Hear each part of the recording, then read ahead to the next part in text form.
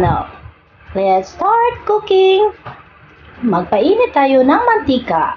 Yan, igisa lang natin yung bawang, sibuyas, at luya. Gisa-gisahin lang natin.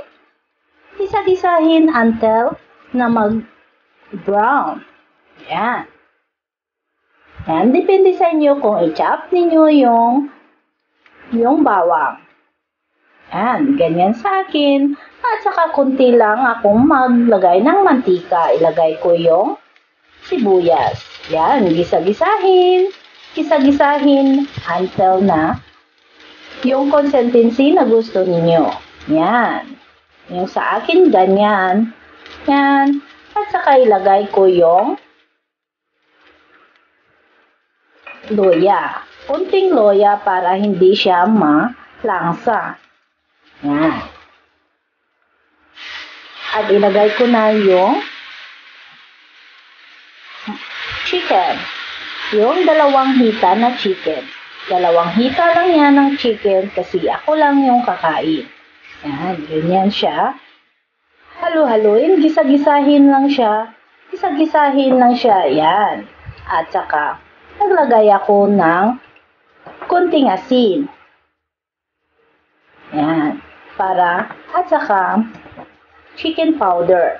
Gisa-gisahin pa until na mag-absorb siya sa chicken.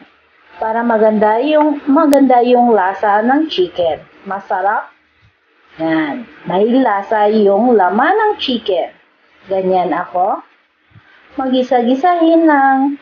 Gisa-gisahin. At saka, takpan kunti. Yan. Steam natin muna.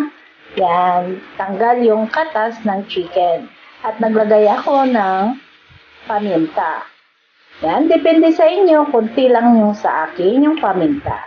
At naglagay ako ng sauce. Yan.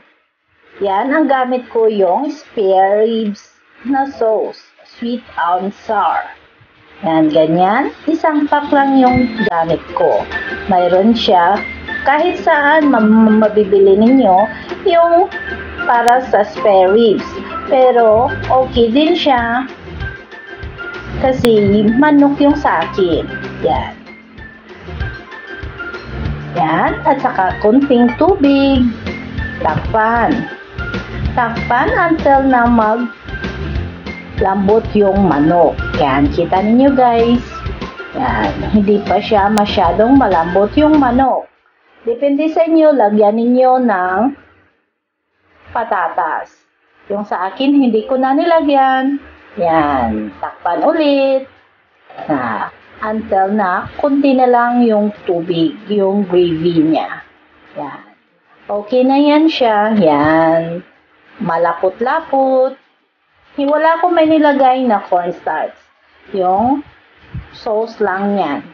Nilagyan ko siya ng spring onion. Yan, sibuyas na dahon. Yan. Gisa-gisahin lang siya. Halu-haluin lang. Yan. Okay na yan siya. At saka ilipat natin sa plato. Lipat natin sa plato. I-arrange lang siyang mabuti kung paano kayo mag-arrange ng ulam. Yan, ganyan siya.